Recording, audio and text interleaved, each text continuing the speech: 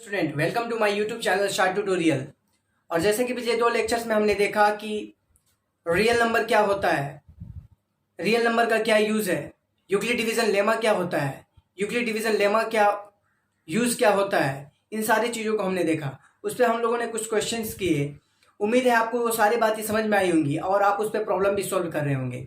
अगर आपको किसी भी प्रॉब्लम है, यानी आपको किसी भी क्वेश्चन में प्रॉब्लम है, देन आप कमेंट सेक्शन में आइए और उस क्वेश्चन को बताइए, या मेरे ईमेल आईडी या मेरे इंस्टाग्राम हैंडल पे आप उस क्वेश्चन का एक पिक लीजिए और उसको मुझे सेंड कीजिए। मैं उसका सॉल्यूशन आपको जरूर प्रोवाइड करूंगा, या अगले क्लास में मैं उसे जरूर सॉल्व करूंगा। तो आइए आज का लेक्चर हम लोग शुरू करते हैं। आज के लेक्चर में भी हम लोग कुछ इंपॉर्टेंट थ्योरम्स देखेंगे, इरेशनैलिटी प्रूफ करने के लिए देखेंगे कैसे √3 एक इरेशनल नंबर है, कैसे √5 एक इरेशनल नंबर है, कैसे 3 + √5 एक इरेशनल नंबर है, कैसे कोई नंबर रेशनल होगा, कैसे कोई नंबर इरेशनल होगा। इन सारी चीज़ों को आज के लेक्चर में हम लोग देखेंगे। तो आज का लेक्चर हम लोग स्टार्ट करेंगे एक इंपॉर्टेंट थ्योरम से। वो थ्योरम को अभी हम लोग देखेंगे कि वो थ्योरम क्या है। वो थ्योरम ये है कि the fundamental theorem of arithmetic, यानी अर्थमेटिक का जो सबसे फंडामेंटल थ्योरम है, उस थ्योरम को आज हम लोग देखेंगे। तो ये थ्योरम क्या कहता है, इस चीज़ को अभी हम लोग समझेंगे। ये थ्योरम कहता है every composite number can be expressed in the form of factorization, expressed in the form of factorization। factorization की बात हो रही है of a product of a prime, and the factorization is unique apart from the order in which the prime factor occur। ये theorem ये कहता है कि every composite number can be expressed,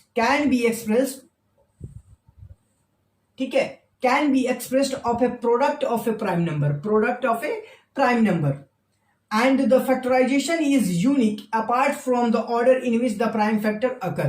ये थ्योरम बोलता है अर्थमेटिक का जो सबसे फंडामेंटल थ्योरम है, वो थ्योरम बोलता है। तो आप लोगों को इसको नोट कर लेना है। अगर आप चाहे तो वीडियो को यहाँ पे पॉज कर दे या स्क्रीनशॉट लेकर रख ले, इसको आप नोट कर ले। ओके, ये इंपॉर्टेंट है। ये कहना क्या चाहता है, जैसे एग्जांपल में अगर देखें तो 24 का फैक्टराइजेशन अगर हम करें, 24 का हम लोग फैक्टराइजेशन करें तो क्या होगा, 2⁻³ इंटू 3। इसको कैसे एक्सप्रेस किया जाता है, 2 इंटू 2 इंटू 3।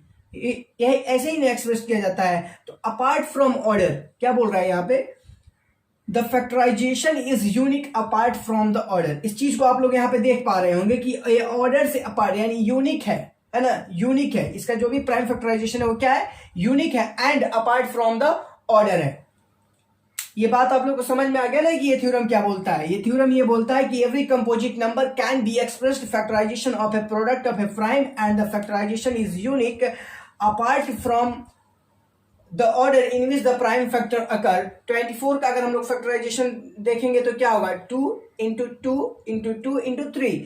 और इसी का अगर रिवर्स भी कर दे तो ये अपार्ट फ्रॉम ऑर्डर है और यूनिक है। इस बात को ये थ्योरम कहता है। ये अब हम लोग ये क्वेश्चन देखेंगे, प्राइम फैक्टराइजेशन का यूज करके हम लोग एचसीएफ एंड एलसीएम निकालना सीखेंगे। एचसीएफ बोले तो हाईएस्ट कॉमन फैक्टर, और एलसीएम आप लोग जानते हैं लोएस्ट। एचसीएफ हाईएस्ट होता है और एलसीएम लोएस्ट होता है। ओके, तो एचसीएफ क्या होता है, प्राइम फैक्टराइजेशन का यूज करके एचसीएफ कैसे निकाला जाता है। ओके, तो एचसीएफ क्या होता है, product of the smallest power of each common factor in prime numbers. Okay, HCF क्या होता है, product of the smallest power of each common factor in prime number.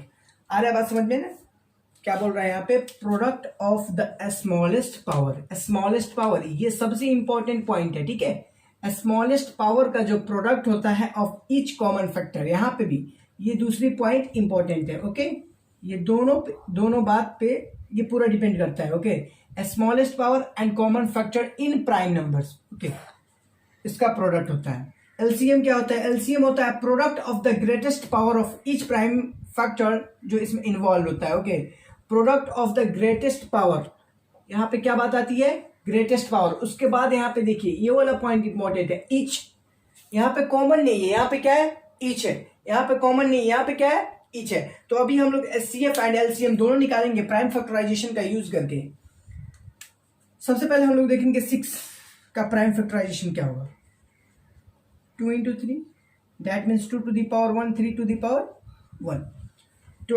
20 का प्राइम फैक्टराइजेशन क्या होगा, 2 इंटू 2 इंटू 5 होगा कि नहीं, दैट मीन्स क्या, 2 टू द पावर 2 एंड 5 यही ना होगा। 6 का क्या होगा प्राइम फैक्टराइजेशन? 2 इंटू 3 20 का प्राइम फैक्टराइजेशन क्या होगा? 2 इंटू 5 या इस फॉर्म में होगा, है ना। अब हम लोग एचसीएफ की बात करते हैं। एचसीएफ किसकी बात करते हैं? 6 एंड 20 की। तो यहां पे देखिए क्या बोल रहा है, smallest power of each common factor. Smallest power of each common factor. Each common factor कौन सा इसमें कॉमन है? 2 कॉमन है, उसका स्मॉलेस्ट पावर क्या है? 1 है, यानी 2 होगा। यानी इसका मतलब एचसीएफ कितना हो जाएगा? हमारा एचसीएफ 2 होगा। अगर हम लोग बात करें एलसीएम का 6 एंड 20 का, ठीक है, तो क्या होता है? Product of the greatest power of each prime factor involve जो इसमें होता है, ग्रेटेस्ट पावर, उसका क्या लेते हैं हम लोग? ग्रेटेस्ट पावर लेते हैं, ठीक है ना। तो इसमें इसका ग्रेटेस्ट पावर क्या है? दोनों में 2 का ग्रेटेस्ट पावर क्या है? 2 उसके बाद 3 का ग्रेटेस्ट पावर क्या है? 1। उसके बाद 5 का ग्रेटेस्ट पावर क्या है? 1। इसको हम लोग कैसे सॉल्व करेंगे? 2 इंटू 3 इंटू 5, ये कितना हो जाएगा? 60 हो जाएगा। आपका एलसीएम कितना हो गया? 60 हो गया। आपका एचसीएफ कितना हो गया? 2 हो गया। इसका आपका एचसीएफ कितना होगा?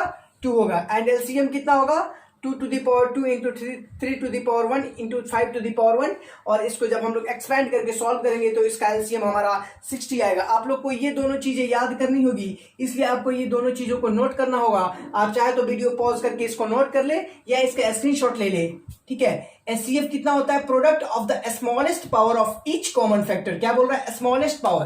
क्या बोल रहा है? स्मॉलेस्ट पावर, यानी जो दो हमारे जितने भी हमारे हो, 6 है, 20 है, जो भी 15 हो, जो भी हो, उसका जो हमारा सबसे स्मॉलेस्ट पावर होगा, ईच कॉमन फैक्टर का जो स्मॉलेस्ट पावर होगा, वही हमारा एचसीएफ होगा। और एलसीएम क्या होगा? Greatest power of each prime factor. Greatest power यानी जो भी हमारा प्राइम फैक्टर है उसका ग्रेटेस्ट हमको लेना है। क्या लेना है? ग्रेटेस्ट पावर लेना है। उसे हमको क्या लेना है? ग्रेटेस्ट पावर लेना।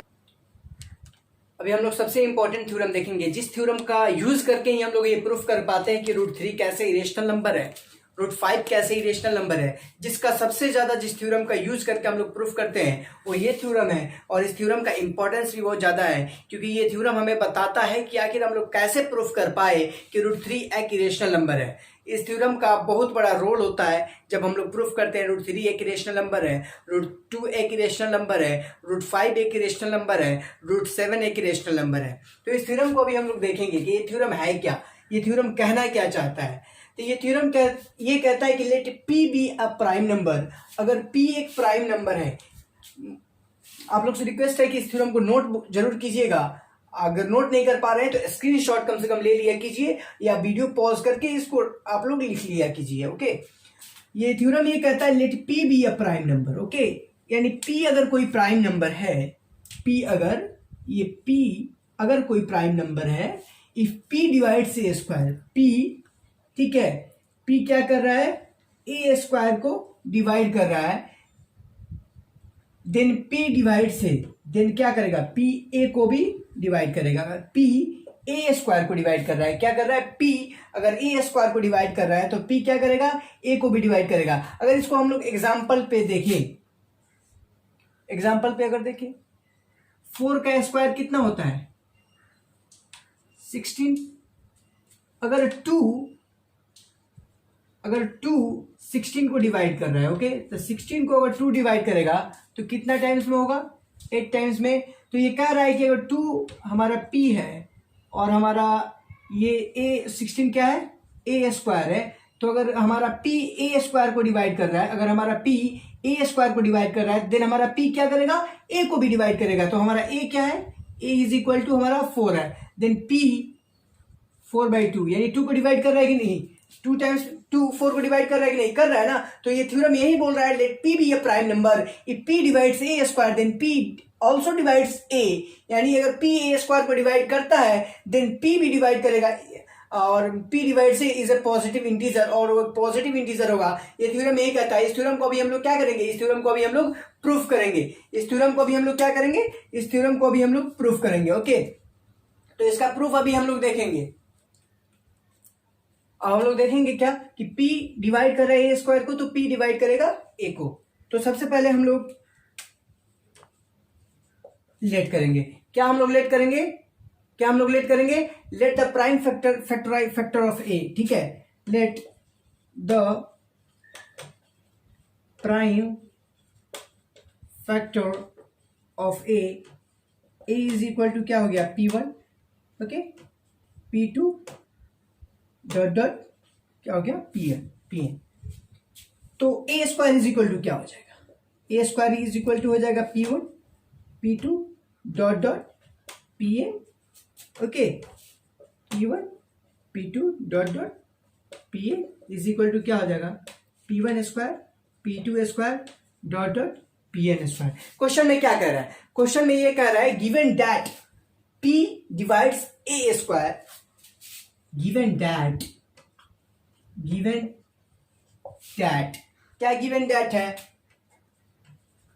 P divides a square. अगर P डिवाइड्स ए स्क्वायर, हम लोग क्या जानते हैं, अगर 4 है, ये 2 से डिवाइड हो रहा है, 4 है 2 से डिवाइड हो रहा है, तो इसका मतलब क्या है, 4 का फैक्टर कहीं ना कहीं 2 होगा, 4 का फैक्टर कहीं ना कहीं 2 होगा कि नहीं होगा, 4 का फैक्टर कहीं ना कहीं 2 होगा। तो given that P divides a square, that means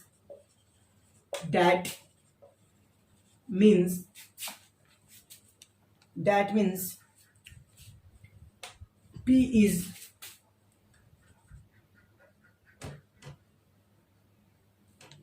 is one of the factor of a, given that, हम लोग ये देखेंगे, ठीक है, given that P divides a square, अगर P ए स्क्वायर को डिवाइड कर रहा है, that means P is one of the factor of A.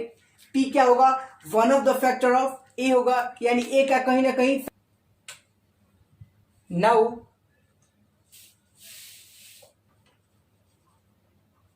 Only prime factor of a square क्या है, ओनली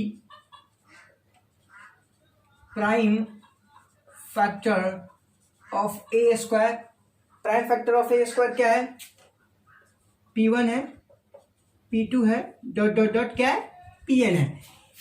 तो ए स्क्वायर का फैक्टर ये है, ठीक है, और क्वेश्चन में क्या दे रहा है कि P ए स्क्वायर को डिवाइड कर रहा है, तो ए स्क्वायर का जब फैक्टर्स ये है, हम क्या लेट किए हैं कि ए स्क्वायर का फैक्टर्स ये है, और क्वेश्चन का जो हमारा थ्योरम है वो क्या कह रहा है कि ए स्क्वायर को P डिवाइड कर रहा है, और ए स्क्वायर का फैक्टर है, इसका मतलब क्या है, P कहीं ना कहीं इन फैक्टर्स में से ही एक फैक्टर्स है, प्राइम फैक्टर्स ये है ना ए स्क्वायर के, और क्वेश्चन बोल रहा है कि P डिवाइड्स ए स्क्वायर, इसका मतलब क्या है, ए स्क्वायर का P कहीं ना कहीं, P तो फैक्टर, प्राइम फैक्टर है ये है, और ये तीन ये भी जितना है P1 P2 dot dot dot dot Pn तक, इसमें कहीं ना कहीं P भी शामिल है, P तो बिल्कुल शामिल है, क्योंकि P भी ए स्क्वायर को डिवाइड कर रहा है, क्योंकि P1 भी डिवाइड करेगा ए स्क्वायर को, P2 भी डिवाइड करेगा ए स्क्वायर को, डॉट डॉट डॉट Pn तक के जितने नंबर होंगे वो ए स्क्वायर को डिवाइड करेंगे, क्योंकि हमारा ये एजम्पशन है, ठीक है, कि ए का जो प्राइम फैक्टर है क्या है, P1 P2 dot dot dot up to Pn तक, okay.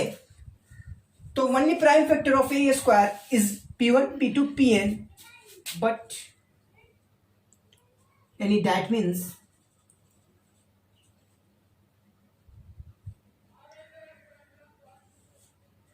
P is one of them, यानी P क्या होगा, इनमें से कोई होगा, P क्या होगा हमारा, इनमें से ही कोई होगा।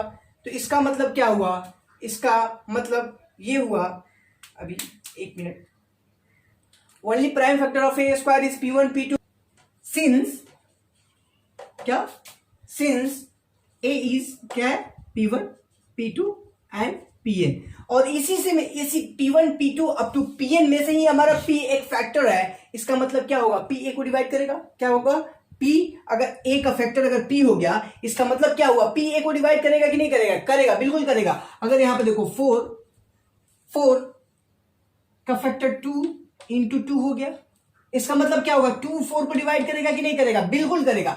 अगर 6 का फैक्टर क्या हो गया, 2 इंटू 3 होगा कि नहीं होगा, तो इसका मतलब 2 भी 6 को डिवाइड करेगा, 3 भी 6 को डिवाइड करेगा, 2 भी 6 को डिवाइड करेगा, 3 भी 6 को डिवाइड करेगा। यहां पे लिखेंगे so that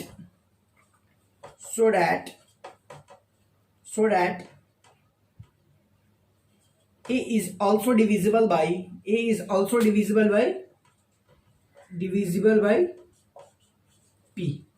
also divisible by, ये सारा प्रूफ हुआ अभी इस थ्योरम का। ये बहुत ही इंपॉर्टेंट थ्योरम है। अभी आप लोग को इसको नोट करना होगा। आप चाहे तो इसका स्क्रीनशॉट ले या वीडियो पॉज करके इसको नोट कर ले। क्या था? Let P be a prime number if P divides A square then P divides A is a positive integer. अगर P A स्क्वायर को डिवाइड कर रहा है दैट मीन्स P A को भी डिवाइड करेगा। P A स्क्वायर को divide कर रहा है, क्या मतलब हुआ? P A को भी डिवाइड करेगा। Let prime factor of A is equal to, ठीक है, तो let the prime factor of A का प्राइम फैक्टर हमने अज्यूम कर लिए P1 P2 up to Pn तक। A स्क्वायर क्या होगा? P1 square P2 square up to Pn square तक। तो गिवन दैट क्वेश्चन में थ्योरम में क्या था? P divides A square. इसका मतलब क्या हुआ? अगर P A स्क्वायर को डिवाइड कर रहा है, ठीक है, तो हम लोग क्या अज्यूम, यहाँ पे हमें हमारे एजम्पशन से क्या है? P1 square P2 square up to Pn square, ये भी A स्क्वायर को डिवाइड कर रहा है। इसका मतलब क्या हुआ? इसका मतलब क्या हुआ कि P भी इसमें से कोई ना कोई P1 square P2 square Pn square में से कोई ना कोई P ही है, ठीक है। तो now only prime factor of A square इतना ही, that means P is also in P1 P2 Pn में भी होगा P, since A is equal to P1 P2 Pn। लेकिन हम क्या प्रूफ किए हैं कि इनमें से क्या होगा? इनमें से कोई ना कोई एक P होगा। इसका मतलब क्या होगा? A is also divisible by P। A is also divisible by P। अब हमारा जो सबसे इंपॉर्टेंट पार्ट है रियल नंबर का, जहां से क्वेश्चन आते हैं, अच्छे क्वेश्चन आते हैं और प्रूफ करने के लिए भी क्वेश्चन आते हैं कि आप प्रूफ करें कि कौन सा नंबर इरेशनल है, कौन सा नंबर रेशनल है। इन सारी चीज़ों को प्रूफ करना होता है। तो अभी हम लोग प्रूफ करेंगे कि √2 एक इरेशनल नंबर है और ये बहुत ही इंपॉर्टेंट पार्ट है। अभी हम लोग इसके पीछे अभी जो थ्योरम प्रूफ किए, ठीक है ना, उसी पे बेसिस है ये, उसी से ये प्रूफ होगा कि आखिर कैसे √2 एक इरेशनल नंबर है। ओके, आइए देखते हैं। तो यहाँ पे हमको कुछ एजम्पशंस लेने होते हैं, क्या हमको एज्यूम करना होता है यहाँ पे। तो चलिए शुरू करते हैं इसका प्रूफ। ओके, इसको ध्यान से देखिएगा और आप इसे नोट भी कीजिएगा। let's assume √2 is a rational number। Contradictory method का यहाँ पे यूज करते हैं हम लोग इसको प्रूफ करने के लिए कि हमारा स्टेटमेंट कॉन्ट्राडिक्ट हो और हम लोग प्रूफ करेंगे। ओके, अगर हम लोग कॉन्ट्राडिक्ट ये प्रूफ कर दे कि √2 एक रेशनल नंबर नहीं है, इसका मतलब क्या होगा? √2 इरेशनल नंबर होगा। अगर √2 रेशनल नंबर नहीं है तो इसका मतलब क्या? √2 एक रेशनल नंबर होगा। तो हम लोग ये प्रूफ करेंगे कि √2 एक रेशनल नंबर नहीं है। Let us assume √2 is a rational number. √2 is a rational number. Okay, तो अगर √2 रेशनल नंबर है तो इसका मतलब क्या है? √2 को P/Q के फॉर्म में लिखा जा सकता है। ओके, और हम बताए थे, ठीक है, PQ क्या होना चाहिए? PQ क्या होना चाहिए? कोप्राइम होना चाहिए। कोप्राइम का मतलब क्या है? कोप्राइम का मतलब ये है, कोप्राइम का मतलब ये है कि 1 के अलावा इनका कोई भी कॉमन फैक्टर ना हो। 1 के अलावा इनका कोई भी कॉमन फैक्टर ना हो। एक 1 के अलावा इनका कोई भी कॉमन फैक्टर ना हो। ओके, जैसे कि यहाँ पे 3/4 का एग्जांपल ले लो, इनका कॉमन फैक्टर सिर्फ 1 है। तो P/Q कोप्राइम हो and Q is not equals to 0। आया बात समझ में? तो यहां पे देखेंगे, अगर यहां पे क्रॉस मल्टीप्लीकेशन कर दे तो क्या हो जाएगा? √2Q is equal to P squaring to the both side. Squaring, इसको इक्वेशन फर्स्ट ले लेते हैं। Okay, squaring to the both sides क्या हो जाएगा? स्क्वायर करते हैं बोथ साइड तो √2Q का square upon is equal to P square. Okay, तो क्या हो जाएगा? 2Q square is equal to P square. तो Q square is equal to क्या हो जाएगा? P square upon 2। इसका मतलब क्या होता है? P square is divisible by 2। Here P square is divisible by 2। that means according to previous theorem P is also divisible by 2 है ना। according to previous theorem according to previous theorem क्या होगा, p is also divisible by 2, p is also divisible by 2। अब now हम लोग देखते हैं, क्या देखते हैं,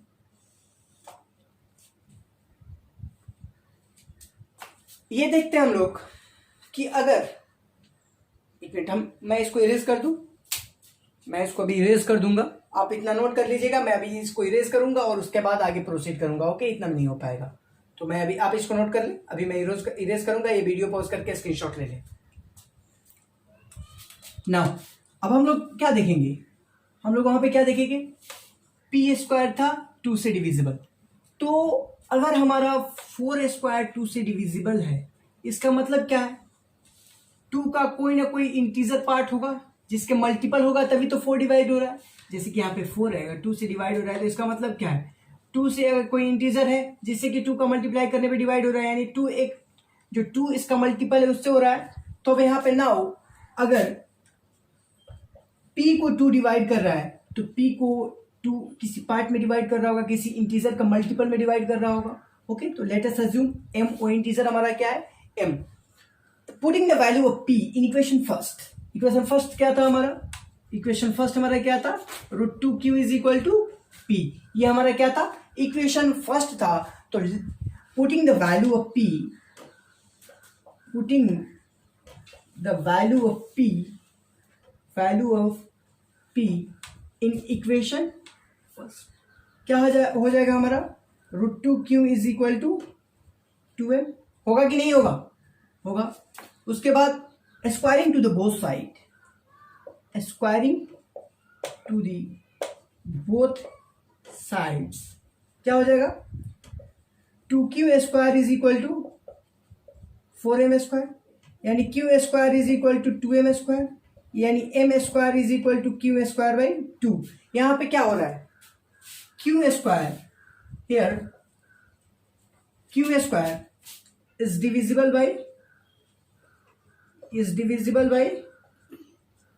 2, that means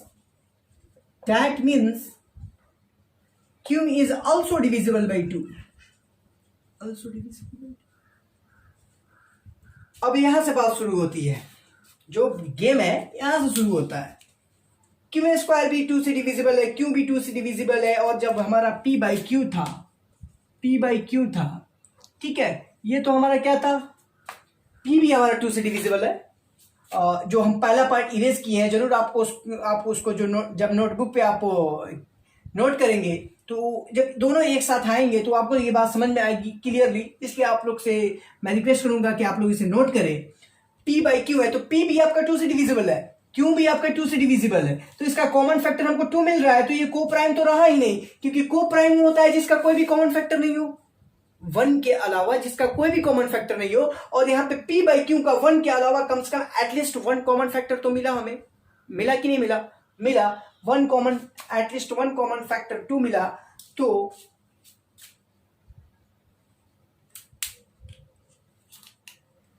now we can see that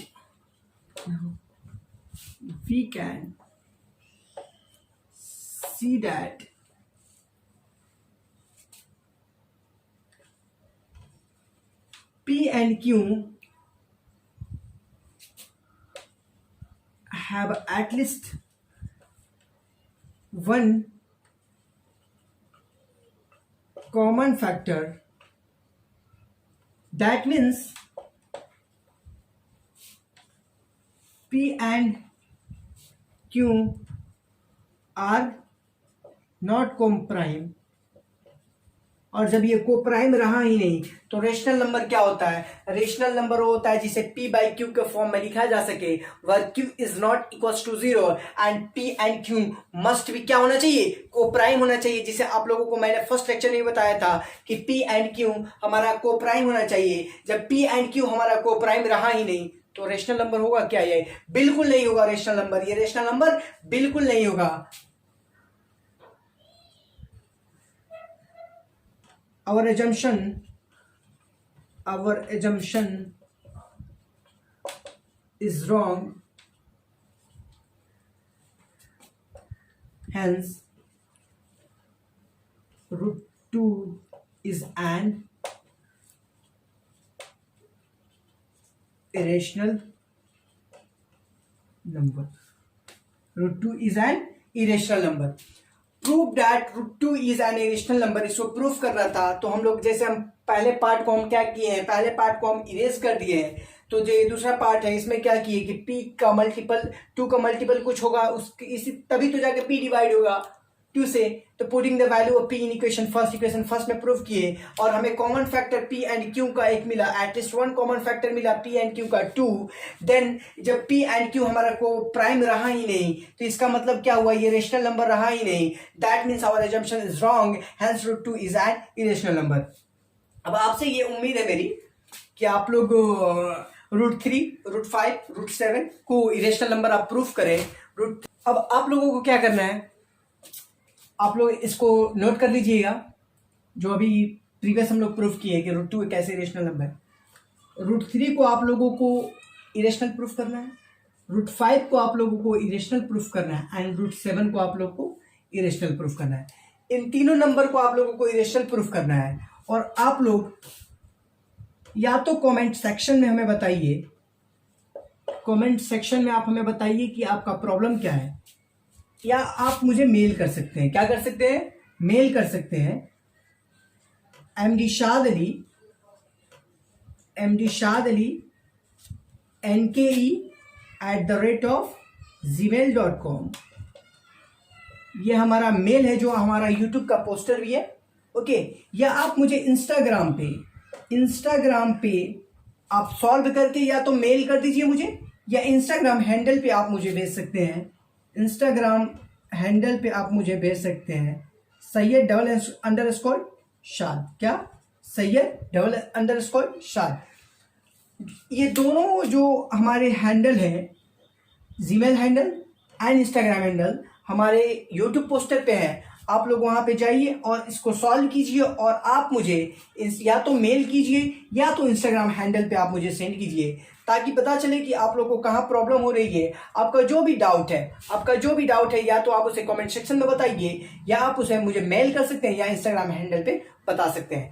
तो उम्मीद है आज जितनी भी बातें हुई आप लोगों को समझ में आई होंगी। आज का सारा लेक्चर आप लोग को अच्छे से समझ में आया होगा। आप लोग ये समझे होंगे कि इरेशनल नंबर कैसे प्रूव किया जाता है। इसके कुछ और पार्ट्स हैं, जैसे 3 + √5 को प्रूफ करना, कि ये कैसे इरेशनल है, कैसे इरेशनल नहीं है, इन सारी चीजों को प्रूफ करना। तो अगले लेक्चर में इसको हम लोग देखेंगे, ओके।